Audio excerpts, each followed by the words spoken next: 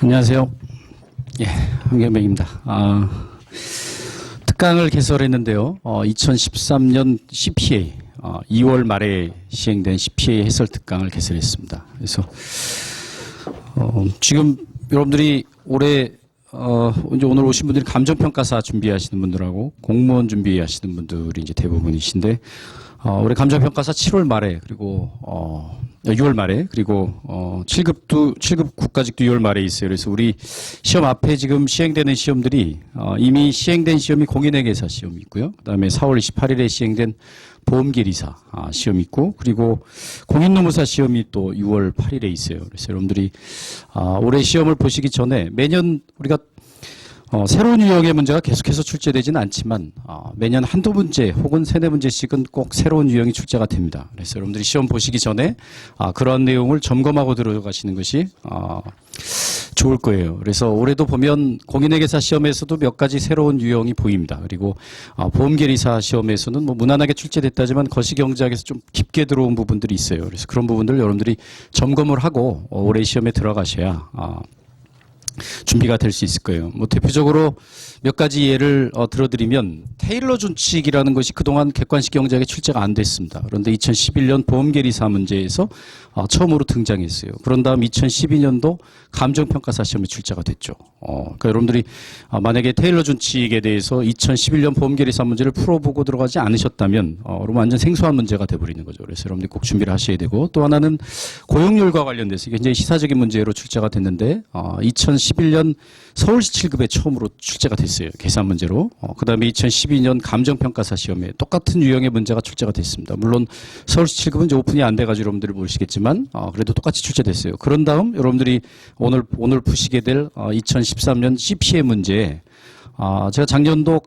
말씀드리면서 그 다음에 출제가 될 때는 그 다음 응용된 계산 문제로 출제가 된다고 말씀드렸는데 그렇게 출제가 됐어요. 그래서 실업률과 경제활동 참가율을 주어지고 고용률 구하는 그런 계산 문제 등이 출제가 됐습니다.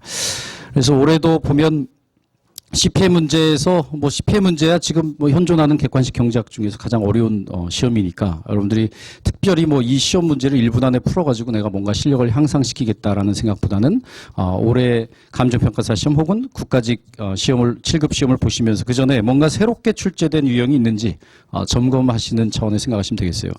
일단 크게 새롭게 출제된 유형이라고 보면 크게는 없지만 좀 더 이제 변형된 형태로의 문제들이 좀 있고, 그러니까 출제 포인트는 새로 없지만 유형이 좀 바뀐 거고, 그 다음에 2008년 미국발 금융위기 이후에 출제된 기출문제 등이 대부분 이 금융시장에 관련된 문제들이 좀 비중이 높아졌어요. 특히 채권시장에 관한 비중이 높아졌는데 이자율의 기간구조와 위험구조에 관련된 문제가 출제가 됐습니다. 그동안 국가직 시험에서도 그렇고 이자율의 기간구조에 관련돼서는 출제가 많이 됐었는데 위험구조에 대해서는 출제가 안 됐었거든요. 그런데 이번 공인회계사 시험에 처음으로 이자율과 위험구조에 관련된 부분, 사실 이 부분은 굉장히 좀 깊게 들어간 부분인데 지금 그렇게 출제가 됐어요. 그래서 그런 부분들을 여러분 점검하시면 되겠고, CPA 문제의 특징은 조금 깊게 들어온다는 거죠. 사실은 여기 출제된 한 40문제 정도를 주관식 문제로 변형해서 행시나 외시 문제에 출제해도 손색이 없을 정도의 어려운 문제들도 있어요. 특히 미시경제학. 그러니까 지금까지 최근에 CPA 문제 출제 경향을 보면 미시경제학은 굉장히 어렵게 몇 문제는 아예 손도 못 댈 정도로 어려운 문제가 출제가 되고, 거시경제학과 국제경제학은 좀 무난하게 출제되는 편입니다. 오히려 국회 8급 시험에 비해서 좀 쉽게 출제되는 측면도 있어요. 오히려 거시경제학과 국제경제학은 그렇다는 걸 여러분들이 일단 이해하시고 그리고 문제를 풀어보셔야 돼요. 여기 만약에 여러분 간평이나 국가직 시험 준비하시는데 이 문제를 풀어보고 좌절하시거나 그러실 필요가 전혀 없어요. 이건 CPA 문제고 1분 안에 푸는 문제도 아닙니다. 1분 훨씬 더 많이 주고 여러분들이 어떤 문제가 출제가 됐는지를 점검하는 차원에서 준비하시면 되겠습니다. 그리고 일정을 보시면 알겠지만 향후에도 보험계리사나 공인노무사 시험에 대한 기출문제 해설 강의도 준비가 돼 있으니까 그때 활용하셔가지고 준비하시면 되겠어요. 그래서 이번에는 이제 제가 이 감정평가사 시험에서도 좀 여러 가지 건강상의 문제하고 좀 개인 신변 문제로 인해서 조금 쉬었어요. 강의를 쉬고 교재도 아직 출간이 안 됐죠. 그런 부분 좀 죄송하게 생각하고, 그리고 다시 이제 강의 시작하면서 좀 새로 도움이 될 수 있도록 강의를 준비했습니다. 그래서 교재도 보면 좀 컬러풀하죠, 그죠? 컬러풀하게 제작을 따로 해서 아마 지금 현재까지 나와 있는 그 해설 중에는 가장 친절하게 해설이 돼 있을 겁니다. 그래서 또 무료로 다 제공해 드렸고, 지금 이제 실강 들으시는 분들은, 실강도 무료고, 자료도 받아보실 수 있는데 아마 동영상 들으신 분들은, 문제만 아마 올라가게 될 겁니다. 그래서 이 책자를 제가 따로 제작했기 때문에, 이쪽 신림동하고 노량진 쪽에, 좀 다수, 배부를 할 거예요. 그래서 여러분들이 윌비스학원이나 아니면 여기 합격예법학원 앞에 가시면 교재를 다 받아보실 수 있도록 준비를 하겠습니다. 그래서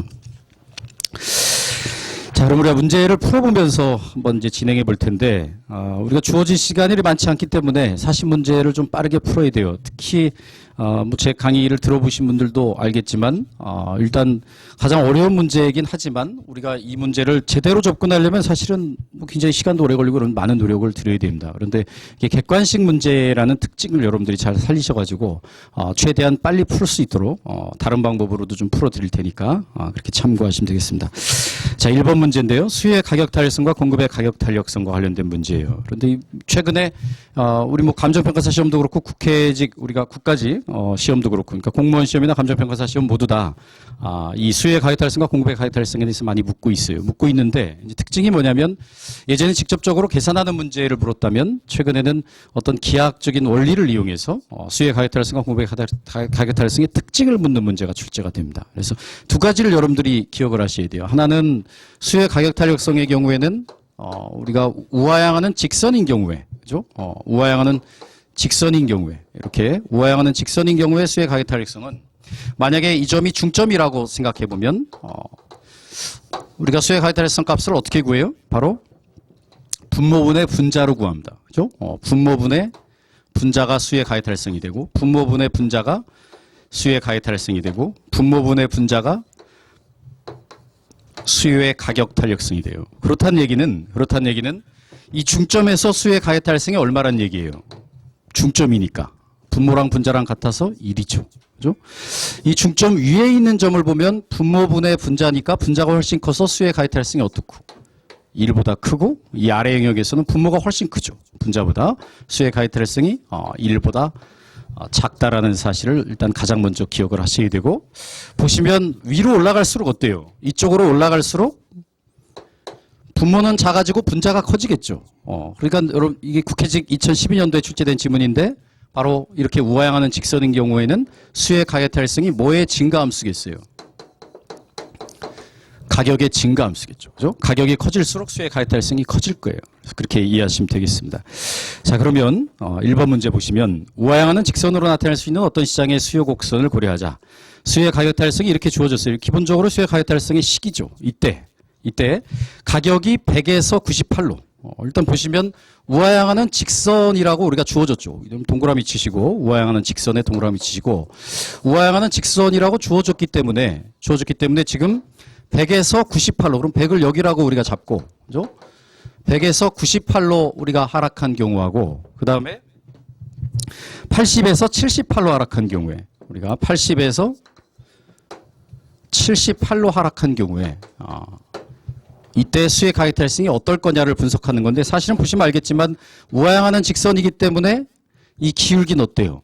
기울기는 항상 똑같죠. 기울기라는 것은 결국에는 여러분들 수의 가격 탄력성식에서 델타 P분의 델타 Q는 어떻다는 얘기예요? 이 점이나 예를 들어서 A점이나 B점이나 어떻다는 거예요? 똑같고 결국에 중요한 것은 이 Q분의 P에 따라서 달라지는데 여러분들 보시면 이 델타 P가 지금 어때요? 이 문제에서 동일하죠. 그렇다는 얘기는 이 값이 똑같다는 얘기고 그렇다는 얘기는 결국에는 이 점에서의 탄력성이 이 점에서의 탄력성보다 어떻다고 볼 수 있어요? 더 크다고 볼 수 있죠. 왜? 가격의 증가함수니까. 그죠? 똑같은 크기가 변했는데 이 위에 있는 점이 가격 탄력성이 더 클 거니까. 왜? 우하향하는 직선이니까. 그래서 우리가 어떤 사실을 알 수 있냐면 첫 번째 여러분들이 가번에 1과 2의 수의 가격 탄력성이 같다. 다르죠. 다릅니다. 나번에 1의 수의 가격 탄력성이 여기가 1이죠. 그죠? 1의 수의 가격 탄력성이 2의 수의 가격 탄력성보다 클 거예요. 여러분들이 직접 여기다 식을 대입한다 그러면 이 기울기는 똑같지만 여기 보시면 Q분의 P값이 어때요? A점은 굉장히 크지만 그죠? B점은 어때요? Q분의 P 값이 상대적으로 작잖아요. 그러니까 당연히 1점이 크겠죠. 그리고 이렇게 생각해 보셔도 되고 사실은 이 사실을 알고 있다면 그냥 여러분들이 직관적으로 딱 1이 2보다 크다는 걸 알 수 있을 거예요. 왜냐하면 기울기가 똑같은데 똑같은 크기로 표냈는데 위에 있으니까 가격이 크니까. 그래서 우하향하는 직선인 경우에 위로 갈수록 가격이 클수록 반대로 얘기하면 수량이 작을수록 크겠죠. 탄력성이 우하향하는 직선인 경우에 추가로 여러분 기억해 두시고 그러면 가나다 중에 답이 될 수 있는 건 나반밖에 없어요. 나반밖에 없고 그중에 이제 라번인데 일단은 나번밖에 없으니까 여러분들 라번을 읽는 게 아니죠. 실전에서는. 왜? 라번이 있는 거 몇 번밖에 없어요. 4번밖에 없잖아. 그럼 4번 하고 넘어가셨어야 되는데 라번 보시면 주어진 정보로는 수의 가격 달성을 구체적인 수치로 구할 수 없다. 이렇게 돼 있는데 구할 수 없죠. 왜? 뭘 모르기 때문에. 지금 가격만 주어졌지 수량에 대한 정보도 없고 함수에 대한 정보도 없어요. 그래서 라번 맞습니다. 그래서 1번 맞는 지문이고요. 이렇게. 자, 2번.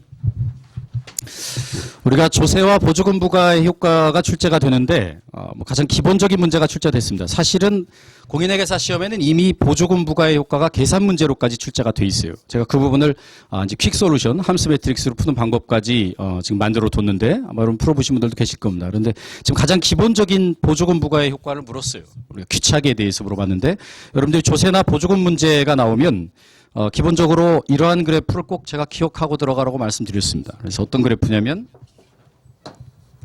자, 우리가 보조금 문제니까 보조금의 경우에는 여러분들이 그림을 그려서 분석하는 경우도 있어요. 수요곡선, 공곡선 이렇게 움직이면서 분석하는 방법도 있는데 그렇게 하시는 것보다는 제가 말씀드린 이 그림을 기억하고 하시는 게 좋다고 그랬죠. 일단 먼저 조세나 보조금 부과 효과에서 첫 번째 기억하실 것은 조세는 왼쪽으로 보조금은 오른쪽으로예요. 그죠? 그러니까 수요자에게 부과하거나 공급자에게 부과하거나 조세를 부과하면 수요곡선, 공곡선이 다 왼쪽으로. 즉 수요자에게 부과하면 수요곡선이 왼쪽으로, 공급자에게 부과하면 공곡선이 왼쪽으로. 보조금을 부과하면 수요곡선이 오른쪽으로, 공곡선이 오른쪽으로. 일단 조세는 왼쪽으로, 보조금은 오른쪽으로를 기억하신 다음에 보조금 부과의 귀착에 대해서 물었다 그러면 이 그림을 외우고 들어가셔야 돼요. 자, 이게 보조금 부과의 효과예요. 그러면 최초에 P0의 가격과 Q0의 가격 여기서 출발하는 겁니다. 여기서 출발을 했고 거기 보시면 BCD라고 이렇게 표시가 돼 있죠. 돼 있는데 먼저 보조금을 부과했기 때문에 수요자가 지불하는 가격은 어떻게 되겠어요? 하락하겠죠. 그죠? 소비자는 더 작은 금액을 지불할 거예요. 보조금 때문에. 그다음에 공급자는 더 많은 금액을 받겠죠. 그죠? 이게 바로 수요자 귀착이 되고 이게 공급자의 귀착이 돼요. 그죠? 귀착이 되고 여기서 귀착이라는 것은 일단 조세와 보조금 다 종량 조세, 종량 보조금을 부과하면 수요자에게 부과하거나 공급자에게 부과하거나 그 경제적 귀착은 동일하죠. 그 사실을 알고 있다 그러면 여러분들 4번 지문 정부가 생산자 보조금 대신에 소비자에게 단위당 10원의 소비 보조금을 지급하더라도 균형 생산량은 위의 생산 보조금 지급 시와 동일하다. 이건 여러분들이 뭐 따져보지 않아도 라번은 그냥 맞는 지문이죠. 그죠? 라번이 일단 맞는 지문이고 그 다음에 여러분들이 이때 보실 때 어떤 걸 기억하셔야 되냐면 먼저 보조금의 경우에는 생산량은 어떻게 돼요? 균형 거래량은 늘어납니다. 그죠? 소비자가 지불하는 가격은 떨어지고 생산자가 받는 가격은 올라가고 거래량은 늘어나요. 늘어나고 이때 소비자 잉여가 얼마만큼 증가해요? 자, 소비자 잉여 보면 보조금의 경우에 소비자가 지불하는 가격은 하락했고 거래량은 늘어났으니까 소비자 잉여가 얼마만큼 증가했어요? D만큼 증가했죠. 또 생산자 잉여가 얼마만큼 증가했어요? 보조금의 경우에 생산자가 받는 가격은 올라갔고 거래량도 늘어났으니까 생산자 잉여는 B만큼 증가했습니다. 그런데 실제로 정부의 보조금 지출액이 얼마예요?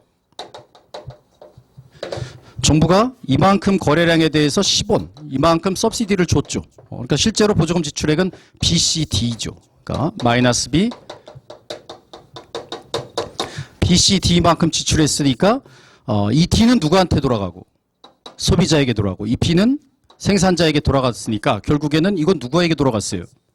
아무도 가져간 사람이 없죠. 바로 이것이 경제적 순손실의 크기에 해당할 겁니다. 그래서 이걸 기억하시면 되겠어요. 자, 가번 생산자 잉여와 소비자 잉여 모두 증가한다. 그렇죠. 생산자 잉여 B만큼 소비자 잉여 D만큼 증가합니다. 나번 경제적 편익이 증가한다. 경제적 편익은 감소했어요. 10 플러스 2만큼 줄어들었습니다.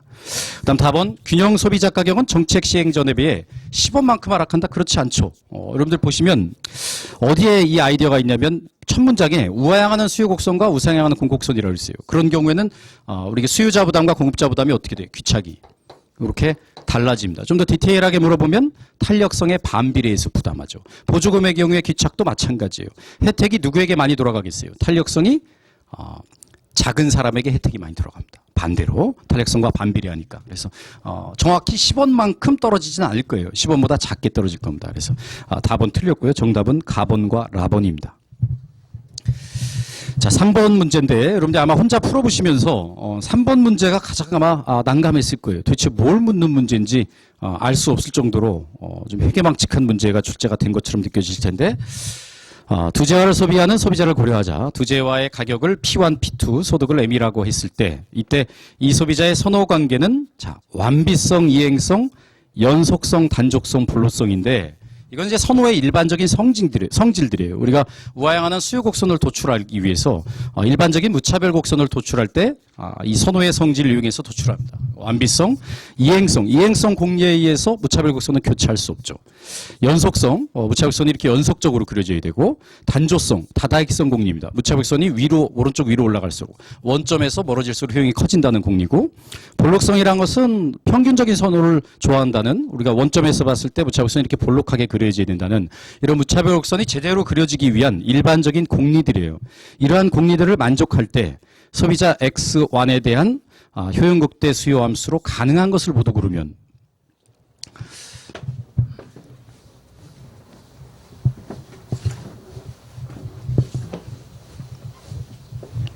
자, 이 문제는 여러분들이 이제 접근 방법을 어떻게 보면 새로운 유형 중에 하나라고 보여지죠. 여러분들 지금까지 보시지 못한 문제 중에 하나니까 이때 기본적으로 여러분들이 이제 생각할 수 있는 아이디어라는 것은 이 함수를 보고 판단을 해보는 거죠. 판단을 해보는 건데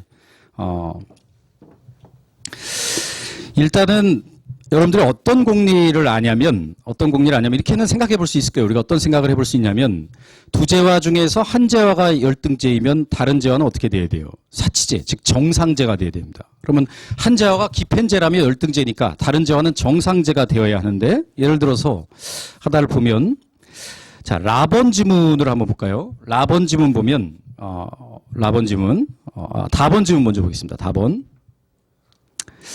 지문 보시면 일단 소득이 증가할 때 그 재화에 대한 수요가 증가하죠. 지금 보시면. 그죠? 소득의 증가 함수잖아요. EM2니까, EM 제곱이니까 소득이 증가하면 X1의 수요가 증가해야 될 거예요. 그런데, 보시면 P1에 대해서 지금 수요의 법칙을 만족하고 있죠. P1에 대해서는. 그런데 P2에 대해서는 지금 무슨 재화라고 보여지요? 그럼 X1과, 그러니까 1재화와 2재화 간에 무슨 재화라고 보여지요, 여기서는? 그러니까 P2의 가격이 올라갔을 때 X1이 올라가니까 대치 관계에 있다고 볼 수 있겠죠. 그래서 이렇게 따져볼 수 있어요. 그런데 이제 라번 지문 같은 경우는 여러분들이 지금 분명히 정상제인데, 그죠? 보시면 소득이 증가할 때 1재화가 증가해야 되잖아요. 그런데 1재화 가격이 상승할 때 1재화에 대한 수요량이 어떻게 되고 있어요, 지금? 오히려 커지고 있잖아요. 그럼 기펜제죠. 그럼 설명이 안 되지. 일단 라번 같은 경우 틀렸잖아요. 그렇게 우리가 배운 범위 내에서는 이렇게 따져볼 수 있어요. 그러니까 지금 라번 같은 경우 보면 여러분들 나번도 마찬가지예요. 그럼 가장 쉽게 나번 한번 볼까요? 나번 보면 지금 일제화 가격과 일제화 수요량 간의 플러스죠. 그렇다는 얘기는 기펜제잖아요. 그죠? 기펜제는 열등제라는 걸 여러분들이 알 수 있어요. 이미 알고 있는데 거기 보시면 열등제가 아니라 뭐가 되고 있어요, 지금? 소득이 증가할 때 그 재화 수요량이 증가하고 있으니까 정상제가 되고 있으니까 이것도 뭔가 문제가 있는 거죠. 그래서 여러분들이 나번과 라번이 잘못됐다는 사실을 알 수 있을 겁니다. 그런데 이 문제는 어떻게 따져보라고 출제한 거냐면 우리가 일반적인 앞서 얘기한 이행성, 완비성, 연속성, 단족성, 볼록성을 만족하는 그러한 무차별 곡선이 있다 그러면 즉 이것은 그냥 이렇게 보시면 돼요. 지금 이 무차별 곡선은 어떤 무차별 곡선을 의미하냐면 앞서 얘기한 그 이행성 등등 이런 걸 다 만족하는 무차별 곡선은 이렇게 우리가 일반적으로 그리는 이렇게 우하향하면서 원점에 볼록하고 연속적인, 그죠? 오른쪽 위로 갈수록 효용이 커지는 그러한 무차별 곡선을 의미합니다. 지금 거기 나온 공리들 쭉 있는 게 거기 완비성, 이행성, 연속성, 단족성, 볼록성이 다 이걸 의미해요. 이때 이렇게 예산선이 있을 때 어디가 소비자 효용 극대화점이에요? 바로 이 점이 소비자 효용 극대화점이고 이 점이 소비자 효용 극대화점일 때 요걸 이용해서 이때 가격을 변화시켜서 뭘 도출했어요, 우리가? 수요 곡선을 도출했죠. 수요 함수라는 것을. 그런데 이렇게 일반적인 이 공리를 만족하는 경우에 수요 함수의 영차 동차성을 만족해야 돼요. 그럼 수요 함수의 영차 동차성이라는 것은 어떤 거냐면 쉽게 얘기해서 모든 재화의 가격을 2배 증가시키고 소득을 2배 증가시켜도 그 재화 수요량의 변화가 없어야 된다는 거예요. 그게 수요 함수의 영차 동차성입니다. 우리가 예산선에서 보면 px 곱하기 x 더하기 py 곱하기 y가 바로 소득이죠. 즉 x제 지출액과 y제 지출액의 합이 바로 소득이 돼야 되는데 이때 x제 가격도 2배, y제 가격도 2배, 소득도 2배. 모든 재화의 가격과 소득을 2배 해보세요. 그러면 2px x 더하기 2py y는 2m이 돼서 결국에 묶어보면 pxx 더하기 pyy는 2m이 돼서 결국엔 이게 뭐가 돼요? 원래 있던 예산선이 됩니다. 그러니까 수요함수의 영차 동차성이라는 것은 예산선에 아무런 변화가 없다면 일반적인 무차별 곡선이라면 수요량에 아무런 변화가 없게끔 그려져야 된다는 거예요. 그게 수요함수의 영차 동차성입니다. 그런데 만약에 예를 들어서 볼록성을 만족하지 못한다. 우리가 강볼록성을 만족하지 못하는 경우에 예를 들어서 무차별 곡선이 이렇게 그려진다. 예를 들어서. 그런 경우에는 어떻게 되겠어요? 해가 2개가 나올 거 아니에요. 그죠? 이런 경우는 영차 동차성이 성립이 안 할 겁니다. 그래서 영차 동차성이 성립하는지 여부를 보여주면 돼요. 그래서 보시면 거기 가번부터 라번까지 제가 다 어떻게 한 거냐면 각 재화의 가격과 소득에 대해서 다 K배 해줘 본 거예요. K배 해줘 봤더니 가번과 나번과 다번은 다 1차 동차가 돼요. 영차 동차가 안 됩니다. 무슨 얘기냐면 모든 재화의 가격과 소득에 K배 해주면 수요량이 K배가 돼요. 이것은 우리가 일반적으로 가정하는 무차별 곡선이 아니고 그로부터 도출된 수요함수라고 볼 수 없어요. 그래서 가번, 나번, 다번 다 틀렸고 오타인데 라번과 마번에는 그 줄을 지워주세요. 밑에서 두 번째 줄 있죠. 수요함수가 영차 동차성을 만족하지 못한다 위에. 거기 좀 잘못 들어갔어요. 일단은 중요한 것은 가번과 마번 다 수요함수의 영차 동차성을 만족하지 못한다는 거예요. 다시 말하면 모든 재화의 가격에 K배, 모든 재화의 소득에 K배, 그러니까 소득과 가격에 K배를 해줬을 때 실제 수요량이 변하지 않아야만 우리가 일반적으로 가정하는 수요함수라고 볼 수 있는데 그렇지 않다. 그래서 정답은 가번부터 마번까지 어느 것도 가능하지 않다가 정답입니다. 여러분들이 이해하세요. CP의 문제잖아. 그죠? 그러니까 이런 문제 가끔 등장하죠. 그 다음에 4번. 예, 가격 효과에 대한 설명 중 옳은 것을 모두 고르면.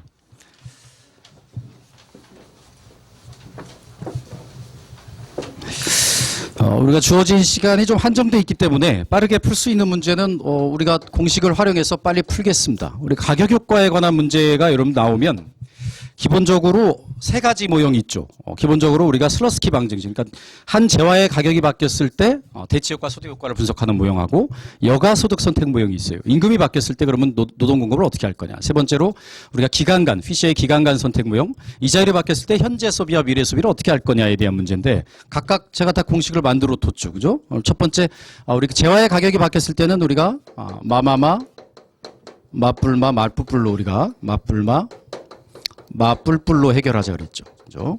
마뿔뿔. 이렇게. 다시 말하면 어떤 재화의 가격이 상승할 수도 있고 하락할 수도 있는데 그때 대체 효과와 소득 효과와 가격 효과 각각 정상제, 열등제, 기펜제일 때 그 효과에 대한 우리 분석인데 왜 제가 마이너스 플러스로 이렇게 얘기를 했어요? 왜냐하면 문제에서 가격이 상승하는 경우도 물어볼 수 있고 하락하는 경우도 물어볼 수 있으니까 여러분들은 기호로 외워두셔야 된다 그랬죠. 그래서 정상제인 경우에는 마마마, 그죠? 예를 들어서 가격이 상승했다 그러면 항상 대체 효과, 소득 효과, 가격 효과 다 감소한다 그랬죠. 열등제인 경우에는 맞불만데 맞불이 마가 됐다는 얘기는 이게 크다는 얘기고 기펜제는 맞불이 뿔이 됐다는 얘기는 이게 크다는 얘기니까 소득 효과가 대체 효과보다 큰 게 바로 기펜제죠. 그리고 우리가 대체 효과만 나타내는 수요 곡선을 우리가 보상 수요 곡선이라고 얘기하고 가격 효과를 나타내는 수요 곡선을 보통 수요 곡선이라고 얘기한다 그랬어요. 그래서 정상제, 열등제, 기펜제 다 대체 효과만 나타내는 보상 수요 곡선 항상 우상향하지만 우리가 기펜제의 경우에는 보통 수요 곡선이 우상향하는 바로 수요의 법칙의 예외죠. 그죠? 예외라고 여러분들 말씀을 드렸습니다. 그러면 이게 바로 기본적으로 여러분들이 기억하셔야 될 내용 중에 하나고 그다음 두 번째 여가소득 선택 모형에 대해서 나중에 말씀드리겠지만 두 가지 문장을 기억하시라고 그랬어요. 여가가 열등제인 경우에는 항상 우상향한다. 여가가 정상제인 소득효과만 반대라고 그랬죠. 마지막으로 우리가 피셔의 기간 소비 선택 모형에서 이자율이 상승할 때 현재 소감 미소 증가 이렇게 외워두면 모든 대체효과 소효과를 다 얘기할 수 있다 그랬어요. 근데 뒤에 가서 보시도록 하고. 자, 그러면 먼저 가본 그냥 바로 풀겠습니다. 열등제의 경우 가격이 상승하면 보통 수요가 보상 수요보다 더 많이 감소한다. 여기 보세요. 열등제의 경우에 맞불 맞아. 그런데 이게 마이너스가 됐다는 얘기는 이게 더 크다는 얘기 아니에요. 대체효과가 소득효과보다 더 크고 대체효과를 나타내는 것이 보상수요 곡선인데 보상수요 곡선에 의해서 우하향한단 말이에요. 그런데 실제로 이게 플러스라는 얘기는 우상향하게 되는 부분이 상쇄가 된다는 얘기잖아요. 그리고 마지막에 마이너스가 됐다는 얘기는 무슨 효과에 의한 즉 무슨 수요 곡선이 더 많이 감소하겠어요. 보상 수요가 보통 수요보다 더 많이 감소하겠죠. 당연히 이 크기가 이 크기보다 더 클 거 아니에요. 그죠? 그래서 보상 수요가 보통 수요보다 더 클 거니까 가번은 틀렸습니다. 나번 소비자의 선호가 단조성과 강불로성을 만족하면 보상 수요 곡선은 항상 우하향한다. 그렇죠. 우리가 단조성이라는 얘기는 다다익선이에요. 강단조성을 만족하면 무차별선이 오른쪽 위로 갈수록 효용이 커집니다. 볼록성이라는 것은 아까 얘기했지만 원점에 대해서 볼록한 거예요. 이렇게 일반적인 무차별선을 가정하면 여러분들 일반적인 무차별선 이렇게 생겼다 그러면 대체효과라는 게 뭐예요? 대체효과라는 것이 실질소득이 일정할 때인데 우리 힉스 보상에 의하면 실질소득을 뭘로 봐요? 예전에 소비를 할 때 효용이라고 보죠. 그럼 효용이 일정할 때 가격이 바뀐 효과가 무슨 효과예요? 대체 효과인데 이렇게 가격이 상승하게 되면 그제와 소비량이 줄어들게 되니까 일반적으로 이렇게 원점에 대해 볼록하면 보상 수요 곡선은 항상 우하향하죠. 보시면 맞잖아. 다 마이너스입니다. 나번 맞고요. 자, 답은 두재화를 소비하는 소비자의 효용함수가 미니마이즈 x1, x2 이거 뭐예요? 완전 보완제의 경우입니다. 여러분들 이 완전 보완제의 경우에 꼭 기억해 두시라고 한 문장 중에 보험계리사 2009년도에 출제가 됐어요. 이 문장이 완전 보완제의 경우에 대체 효과가 0이다. 그렇죠? 완전 보완제의 경우에는 대체 효과가 0이고 소득 효과가 있어요. 그러니까 이 문장은 틀린 거예요. 기출문제가 그만큼 중요한 겁니다. 기출문제를 알고 들어가셨다면 이 문장은 그냥 틀린 거예요. 그때 제가 조심하라는 문장이 하나가 있죠. 뭐냐면 완전 대체제의 경우에 소득 효과가 0이다. X입니다. 완전 대체제의 경우에는 소득 효과가 있어요. 그러니까 완전 보완제의 경우에는 대체 효과가 없지만 완전 대체제인 경우에는 소득 효과가 있어요. 한번 보면 완전 대체제 중에서 만약에 MRS가 더 크다 그러면 우리 여기서 다 소비하겠지. 그죠? X 이렇게 코너 솔루션 할 건데 이때 만약에 소득이 한번 증가해 보세요. 이때 소득이 증가하면 소득이 이렇게 커지면 바로 이만큼이 무슨 효과예요? 소득 효과죠. 완전 대체제의 경우에는 소득 효과가 있어요. 근데 완전 보완제의 경우에는 대체 효과가 없습니다. 그래서 이 문장은 어디가 틀렸냐면 마지막 줄에 보면 두재와 모두 소득 효과는 0이고 대체 효과만 발생한다. 대체 효과는 0이고 소득 효과만 발생합니다. 그래서 자, 라본 굉장히 많이 여러 번 출제됐어요. 이렇게 가정하고 그런데 지금 거기서 한 번 더 응용을 해서 열등제라고 지금 출제를 했습니다. 그러니까 미래소득이 0인 소비자가 현재 소득을 현재 소비와 미래 소비에 배분하여 자, 거기 미래소득이 0인 소비자라는 사실을 통해서 우리가 알 수 있는 건 뭐냐면 대부자입니다. 대부자, 저축자예요. 왜냐하면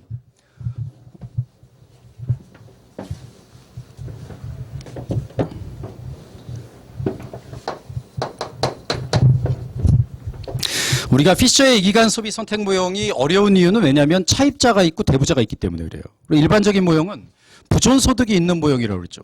그러니까 이러한 예산 제약하에서 현재 소비와 미래 소비를 결정하는데 여기 부존점이 있는 거예요. 내가 지금 이만큼 소득이 있고 미래 소득이 이만큼이니까 이자율이 바뀌어도 이 부존점은 바뀌어요, 안 바뀌어요? 안 바뀌죠. 내 소득은 그대로 이자율을 상관없이 받는 소득은.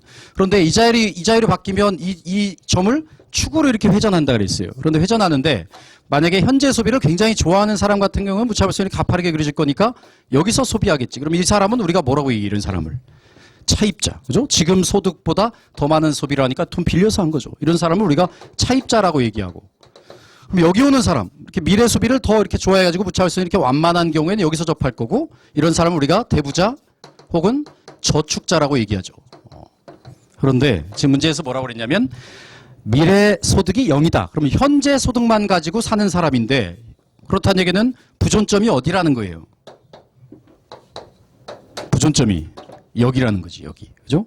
여기라는 얘기는 이 사람은 현재 소득보다 어때요? 현재 소득만 가지고 사는 사람이니까. 그죠? 당연히 어떻겠어요? 다 쓸 수도 있고, 지금 이만큼만 쓰고, 나머지는 뭐 하겠어요? 저축할 거니까. 여기서 현금대 한다 그러면 이만큼 저축할 거고, 그죠? 이만큼 쓰고, 여기서 현금대 한다 그러면 이만큼 소비하고 이만큼 저축할 거니까 이 사람은 저축자죠. 저축자입니다. 저축자로 분석하시면 돼요. 이미 CPA 문제에서 여러분 출제가 됐어요. 저축자로. 자, 이때 이제 차이점은 예전에 출제된 모형과 다른 점은 뭐냐면 현재 소비가 열등제로 출제가 된 거예요. 열등제로 출제됐는데 만약에 이 문제에서 현재 소비가 정상제라고 출제가 됐다. 만약에 예를 들어서 정상제라고 출제가 됐고 지금 이자율이 상승했다 그러면 여러분들 이자율이 상승한 경우에 어떻게 분석하시라고 했어요? 이자율이 상승한 경우에 이 두 문장을 암기하시라고 그랬죠.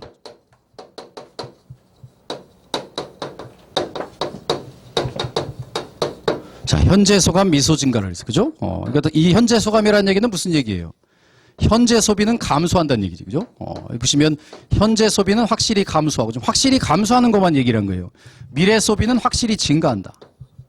이렇게 얘기한 거예요. 이렇게. 그래서 이게 누구냐면 이 사람은 차입자의 경우에 앞에 돈 빌려 쓴 사람에게 현재 소감을 물어봤더니 돈 빌려준 대부자, 저축자가 이렇게 미소를 띠더라. 이렇게 외우시라고 그랬죠. 이렇게 외우시고 나면 현재 소비는 확실히 감소하고 미래 소비는 확실히 증가한다는 사실을 알 수 있어요. 이자율이 올랐을 때. 그렇다는 얘기는 사실은 그러면 여기 주어지지 않은 차입자의 경우에 미래 소비와 저축자의 경우에 현재 소비는 알 수 없어요. 알 수 없는 게 답이에요.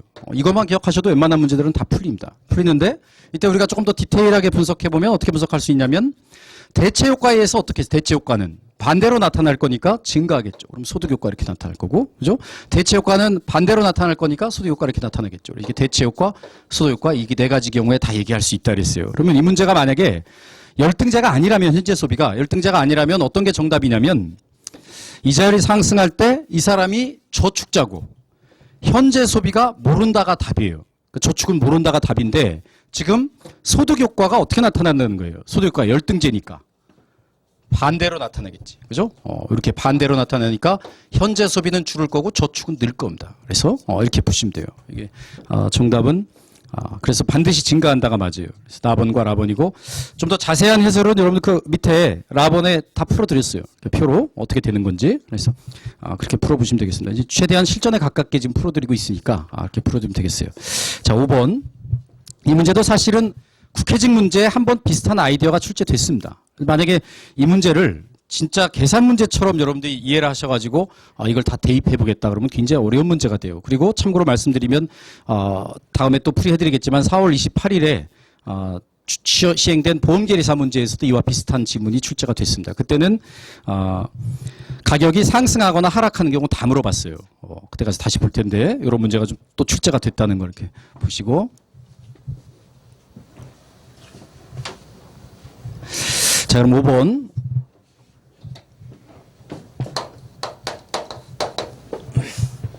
철수는 작년에 3만 원의 소득으로 쌀과 고기를 각각 100단위씩 소비했어요. 그러니까 3만 원의 소득으로 쌀과 고기를 100단위씩 소비했는데 쌀의 단위당 가격은 100원이었다. 그러면 쌀을 X제, 고기를 Y제라고 한번 그럼 쌀을 X제, 고기를 Y제라고 한번 더 보면 그러면 예산제약식이 바로 도출되겠네요. 그죠?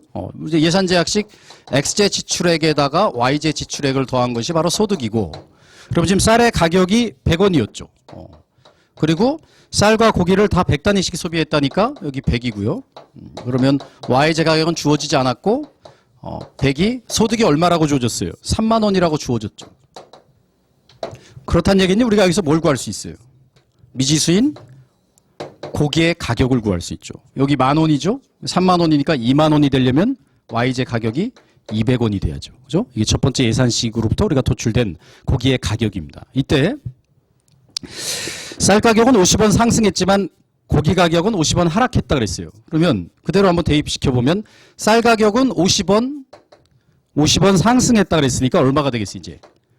150원이 돼 있을 거고, 고기 가격은 50원 하락했다 그랬으니까 150원이 돼 있겠죠. 자, 그때 150원이 돼 있을 때 여전히 뭐라 그랬냐면 여전히 다음 설명 중 옳은 것을 골라라. 그리고 거기 밑줄 그으세요. 단의 두 번째 줄. 철수는 쌀과 고기만을 소비하며 그 부분 철수의 소득에 변화는 없다. 그러면 철수의 소득에 변화가 없다는 얘기는 각각 가격이 이렇게 바뀌었을 때 소득이 여전히 얼마란 얘기예요?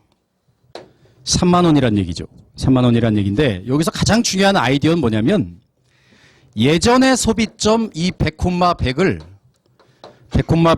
여전히 바뀐 가격비 하에서도 어떻게 할 수 있다는 거예요? 소비할 수 있다는 데 있어요. 그러니까 이 100,100이 가격비가 바뀌었는데도 여전히 어떻게 할 수 있다는 거예요? 소비할 수 있다는 데 있습니다. 그대로 놓으면 3만 원이니까 여전히 소비할 수 있죠. 이전 소비점을. 바뀐 가격비로 예전의 소비점을 소비할 수 있어요. 물론 이런 경우에 여러분들이 미시경제학 쪽으로 풀면 아마 라스페레스 수량지수나 파시의 수량지수를 넣어가지고 후생진감을 따져봐야지. 그죠? 근데 그렇게 따져보면 시간이 너무 많이 걸리니까 여러분들이 바로 어떻게 생각해 보면 되냐면 뭐 굳이 여러분 정확하게 이 값들을 계산하지 않으셔도 되겠어요. 가장 기본적인 것은 이런 예산 제약식이 있다. 그죠? 이때 3만 원을 가지고 X제 몇 개, 100개, Y제 100개를 소비했다. 그죠? 소비했는데 X제 가격은 비싸지고 Y제 가격은 저렴해졌으니까 기울기가 어떻게 되겠어요? 이렇게 더 가팔라지겠죠. X제 가격이 비싸졌으니까. 그런데 여전히 바뀐 예산선 하에서 뭘 소비할 수 있다는 거예요? 이 점을 소비할 수 있다는 거잖아요. 그러면 예산선이 어떻게 지난다는 걸 알 수 있어요. 정확하게 안 구해봐도. 이 점을 지나면서도 가팔라진다는 걸 알 수 있겠죠. 그러면 최초의 소비자 효용극 대화점이 여기였다면 바뀐 소비자 효용극 대화점은 어디 오겠어요? 당연히. 여기 올 거고 효용은 당연히 커지겠죠. 그리고 X제 소비를 줄일 거고 Y제 소비를 늘리겠지. 그죠? 이렇게 여러분들이 생각하시면 되고 이게 사실은 어떤 원리냐면 슬러스키에 의한 대체 효과입니다. 그럼 슬러스키는 어떻게 이해했다 그랬어요? 우리가 가격이 바뀌었을 때 보상을 해줄 때 힉스 보상을 한다는 얘기는 내가 예전에 누리던 효용으로 보상해 주는 건데 슬러스키는 어떻게 보상했다 그랬어요? 내가 예전에 누리던 이 소비점을 소비할 수 있다는 가정하에 가격비만 바뀌었을 때 그게 바로 슬러스키 대체 효과잖아요. 대체 효과에 의해서 상대적으로 비싸진 재원은 줄이고 상대적으로 저렴해진 재원은 늘리겠죠, 당연히. 그러니까 X는 줄이고 쌀은 줄이고 고기는 늘릴 거예요. 늘릴 거고 만약에 여러분들이 이걸 현시선호 이론, 어차피 무차별곡선 이론이나 현시선호 이론이거나 소비자 효용극 대화 문제를 다루는 건 똑같으니까 현시선호 이론으로 다뤄도 이 점을 여전히 지난다는 얘기는 자, 현시선호의 약공리로 보면 만약에 여기 지난다 만약에 새로운 소비점이 그렇게 가정을 해보면 둘 다 소비할 수 있을 때 그죠? 이 점 둘 다 소비할 수 있을 때 이 점을 택했다면 바뀐 예산선 하에서 둘 다 소비할 수 있을 때 이 점을 택하면 안 되죠. 약공리 위배잖아요. 그러면 약공리를 위배하지 않는 구간은 이 구간밖에 없고 이 구간에서 소비할 거니까 쌀을 줄이고 고기를 늘릴 거고 효용은 더 증가하겠죠. 그래서 그렇게 해결하시면 되겠습니다. 그래서 가번 지금 이 문제가 국회직 문제 한 번, 그 다음에 2013년 CPA 문제, 그리고 2013년 보험계리사 문제 출제됐어요. 잘 봐주시기 바랍니다. 아직 다른 시험 남으신 분들은. 자, 가번. 철수는 작년에 비하여 올해 효용이 증가한다. 그렇죠. 효용 증가했잖아요. 지금 보시면. 나번. 철수는 효용이 감소한다. 틀렸습니다. 자, 지금 보험계리사 문제에는 지금은 가격이 상승하는 걸로 주어졌잖아요. 가격비가. 근데 상승하는 경우, 하락하는 경우 다 주어졌어요. 그래서 효용의 변화를 알 수 없다가 맞아요. 보험계리사 문제에서는. 나중에 여러분 보시고. 그 다음 답은 효용 증가함 여부는 일반화에 만할 수 있죠. 지금 효용 증가했잖아요. 그죠? 보시면. 그 다음 라번. 쌀 소비는 줄고 고기 소비를 늘리겠죠. 그래서 정답은 4번입니다. 자, 6번.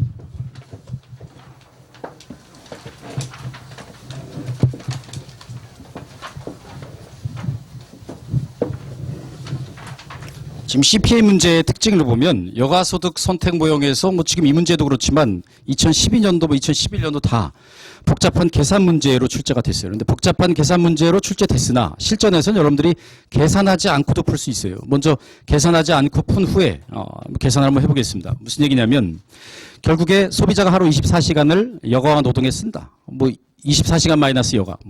그다음에 소비자의 소득은 노동을 통해 얻는 노동소득뿐 아니라 뿐이다. 그러니까 비근로소득이 없는 모형을 가정하는 거죠.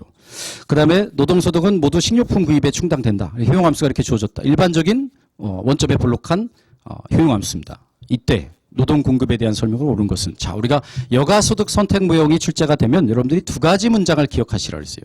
두 가지 문장을 기억하시라는 것은 이제 어떤 의미냐면 2012년 공인노무사 시험에서도 출제가 됐고 감정평가사 시험에서도 출제가 됐는데 우리가 두 가지 문장이라는 것은 이거죠. 여가가 열등제인 경우에는 항상 우상향. 그죠? 여가가 정상제인 경우 무슨 효과만? 소득 효과만 임금과 고용량이 반대를 했어요. 임금과 노동 공급이. 이 두 문장만 기억하시면 해결이 된다. 그러면 2012년 공인노무사 시험이나 감정평가사 시험을 우리가 해결해 보면 어떻게 풀 수 있냐면 이를테면 이런 거죠. 만약에 근로소득세가 인하했다. 그러면 사실은 근로소득세를 부과하면 뭐 이렇게 되는데 이게 중요한 게 아니라 여러분들이 근로소득세를 인하해 보세요. 그럼 여러분들 결과적으로 뭐가 상승했다는 걸 알 수 있어요. 세후임금이 상승했다는 사실을 알 수 있죠. 그럼 세후임금이 상승했을 때 여러분들이 그래프로 분석하거나 이 내용들을 다 분석하지 않아도 어떤 이 두 가지 사실을 알면 이런 얘기를 할 수 있죠. 여가가 정상제인 경우와 여가가 열등제인 경우에 각각 무슨 효과와 무슨 효과가 있어요. 대체 효과와 소득 효과가 있을 텐데 아까 뭐라고 그랬어요. 여가가 열등제인 경우에는 뭐라고? 항상 우상향한다. 그럼 대체 효과, 소득 효과 다 노동 공급이 증가하겠죠. 여가가 정상제인 소득 효과만 반대니까 이 얘기를 다 할 수 있을 거예요. 이렇게 보시면 되겠습니다. 왜냐하면 요즘에는 가나다라 디테일하게 물어보니까 뭐 여가가 정상제인 경우 대체 효과, 여가가 열등제인 경우 소득 효과 뭐 이렇게 물어볼 때 여러분들이 다 답할 수 있어요. 그러면 자, 이 문제 보시면 나중에 계산 문제 풀어드리겠지만 자 1번부터 보겠습니다. 시간당 임금이 상승하면 여가 시간은 감소하고 노동 시간이 증가한다. 지금 여가가 열등제인지 정상제인지 주어졌어요, 안 주어졌어요? 안 주어졌죠. 그러면 지금 임금이 상승하면 노동시간이 증가한다 그랬는데 어떤 경우엔 감소하겠어요? 여가가 정상제인 경우 소득 효과가 더 큰 경우에는 감소하겠죠. 그래서 틀렸습니다. 따져보지 않아도 1번. 자, 2번. 시간당 임금이 상승하면 노동시간이 증가하지만 이미 여기서 틀린 거예요. 그죠? 알 수 없어요. 일정 수준을 초과하면 임금 상승의 소득 효과로 인해 노동시간이 감소한다. 그럼 3번. 식료품 가격이 상승하면 노동소득을 늘리기 위해 노동시간은 증가하고 식료품 소비는 이거 똑같습니다. 여러분들 식료품 가격이 상승해도 결국에는 식료품 가격이 상승했다는 얘기는 상대적인 임금이 어떻게 됐다는 거예요. 이 모형에서. 이게 상승했다는 얘기는 상대 임금이 하락했다는 얘기고 결국에 임금이 하락할 땐 또 반대로 나타날 거예요. 알 수 없어요. 어차피 중요한 건. 그 다음에 4번 노동소득에 대해 일정률로 근로소득세를 부과하면 여러분들 근로소득세를 이제 부과해 보세요. 그럼 어떻게 얘기할 수 있어요? 반대로. 근로세를 부과하면 세후임금이 떨어질 거고 그러면 다 감소하면서 혼자 뭐만 소득 효과만 노동 공급이 늘겠죠. 그러면 이 문제에서 노동시간이 증가한다. 언제?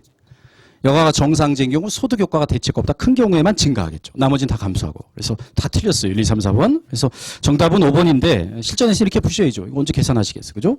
근데 5번은 계산을 해야지 이제 알 수 있는 문제인데 자, 5번을 한번 풀어보겠습니다. 그러면 자, 이 모형은 이제 어떤 모형이냐면 결국에 여가소득 선택 모형이라는 것이 주어진 예산 제약식 하에서 효용을 극대화하는 모형이죠. 그럼 지금 효용함수가 어떻게 주어졌냐면 자, 효용을 극대화하는 최적 여가 시간을 찾는 모형인데 효용함수가 어떻게 주어졌어요? 바로 여가의 제곱 식료품, 푸드, 식료품. 이 사람은 그러니까 이게 지금 가중치가 여가의 제곱. 내가 놀면 그러니까 2시간 놀면 4만큼 기분이 좋아지는데 식료품 하나 먹으면 하나만 기분이 좋아지는 거죠. 가중치가. 그래서 그런 효용함수일 때 이때 예산 제약을 보면 우리가 이 사람의 노동소득은 결국에는 뭐와 같다 그랬어요. 다 어디다 쓴다 그랬어요. 식료품 소비했으니까 이게 바로 식료품 가격에다가 식료품을 곱한 게 바로 이 사람의 예산 제약일 거고 하루는 24시간이니까 여가와 소득을 합하면 24시간이죠. 이때 여가소득 선택 모형으로 풀기 위해서 이 노동을 여가로 바꿔주면 임금에다가 24시간에서 논시간을 뺀 그게 바로 노동공급 시간이고 그게 바로 이 공급과 같다. 그럼 여러분들 결국에 어떤 평면의 그림을 그리는 거냐면 여가소득 선택 모형인데 여가 이번에 소득을 얘기하지 소득이 결국에는 식료품 양으로 주어진 거예요. 여기서는 식료품의 양이 소득입니다. 그죠? 실질 소득으로. 그러면 여가 우리 식료품 평면에 그리면 이 예산 제약식을 어떻게 옮겨줘야 되겠어요? F에 대해서 정리해야 되겠죠. 그죠? 그러면 식료품에 대해서 정리해보면 마이너스 PF분의 W, L, 더하기 PF분의 24W. 제가 아까 말씀드렸죠. 이 공인회계사 문제는 2차 주관식 시험으로 우리가 출제해도 손색이 없다고. 그러니까 실전에서 이렇게 푸시면 안 되겠어요? 풀어드리는 거고, 이건. 그럼 기울기가 얼마가 돼요? 예산선의 기울기가 PF분의 W가 되고, 예산선의 우리 이쪽 F 절편이 바로 이 값이 되고 이 값을 여러분들이 해석해 보면 어떤 값이냐면 자, 여러분들 보시면 하루 24시간이죠. 예산선 그려보면 하루 24시간이잖아요. 이 하루 24시간 동안 다 놀면 여기잖아요. 그럼 소득이 없겠지. 그죠? 하나도 음식 못 살 거 아니에요. 그죠? 그런데 이쪽으로 갈수록 노동 공급이 커지는 거죠. 그럼 하루 24시간 다 일하면 소득이 얼마큼 생겨요? 24시간 시간당 임금이니까 이만큼 생기는데 그걸 식료품 가격으로 나누면 바로 그게 뭐게 돼 있어요. 내가 먹을 수 있는 최대한의 식료품 양이 되겠죠. 그래서 이게 바로 절편의 의미입니다. 그래서 이런 절편이 기울기가 얼마가 돼요? W 오버 PF가 되고. 그렇죠? 이게 예산선입니다. 그다음에 무차별 곡선을 보면 지금 무차별 곡선의 효용함수가 L제곱 F예요. 그러면 우리가 무차별 곡선의 기울기를 구하셔야죠. 왜? 결국에는 가계의 효용극대화는 뭘 찾아야 되니까 최적 여가 시간을 찾고 나면 뭘 구할 수 있어요? 최적 노동 공급 시간을 구할 수 있죠. 그럼 결국에는 그건 어떻게 찾아요? 예산선의 기울기와 무차별곡선의 기울기가 같은 점으로 찾죠. 그럼 무차별곡선의 기울기를 알기 위해서 여기서 뭘 구하셔야 돼요?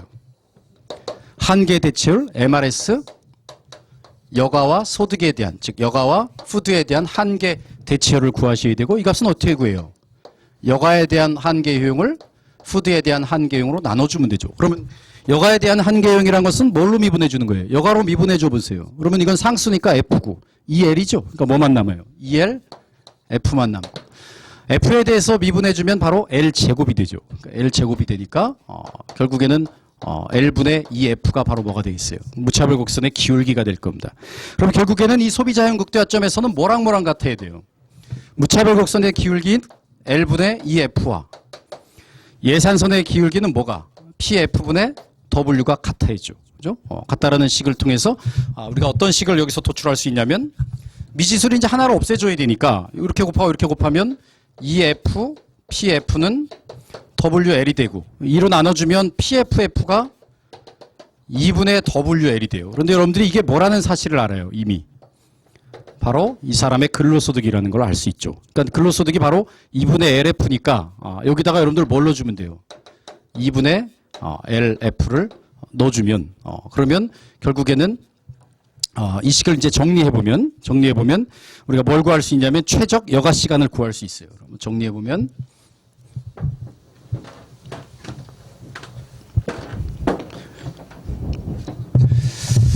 그러니까 여러분들이 실전에서는 기회비용을 잘 생각하셔야 돼요. 내가 이 문제 한 문제를 풀기 위해서 포기해야 되는 다른 쉬운 문제를 생각하셔야 됩니다. 그러니까 이 문제는 이렇게 푸시면 안 된다 그래서 실전에서는 우리가 풀어보는 거고 그러면 이제 한번 정리해보면 자 24W 마이너스 LW는 2분의 LF잖아요. 그죠? LF고. 그러면 우리가 여기 LW였나요, 아까? 2분의 LW였죠. F가 아니라 2분의 LW. 예, 이렇게 나왔습니다. 그러면 여기 이제 W로 묶어보면 24 마이너스 L 괜히 풀었네. 그죠? 2분의 LW니까 이렇게 약분되고 그러면 얼마가 되냐면 2분의 3L이 24가 되고 그러면 L스타는 3분의 2 곱하면 8이 16 되죠. 그러니까 다시 말하면 여가가 16시간이다. 최적 여가가 16시간이다라는 얘기는 최적 여가가 16시간이라 여기 효용극대화하는 이 여가가 얼마란 얘기예요? 16시간이란 얘기는 노동 공급을 24시간 중에서 몇 시간 했다는 얘기예요, 이제. 8시간 바로 노동 공급했다는 얘기고 그럼 이 문제는 여기서 효용극대화 하고 있었다는 얘기예요, 지금. 여가 F에서. 자, 이제 5번 보겠습니다. 이때 8시간을 초과하는 노동에 대해서 시간당 현행임금의 50%, 즉 1.5배를 해주는 초과근무 수당으로 지급하면 노동시간이 증가할 거냐 감소할 거냐 지문인데 그대로 보시면 무슨 얘기냐면 자 여기서부터 시작해가지고 8시간 일할 때까지는 임금률을 그대로 두되 8시간을 초과하는 부분에 대해서는 초과근무 수당을 주겠다는 거예요. 그러니까 이때는 1.5W가 되는 거예요. 그죠? 그렇게 되면 어디서 효용극대화하겠어요? 여기서 효용극대화할 거니까 보시면 자 이게 여가가 줄어들었다는 얘기는 노동공급 시간이 증가한다는 얘기죠. 정답은 5번입니다. 그래서 저는 10분간 쉬었다가 7번부터 하겠습니다.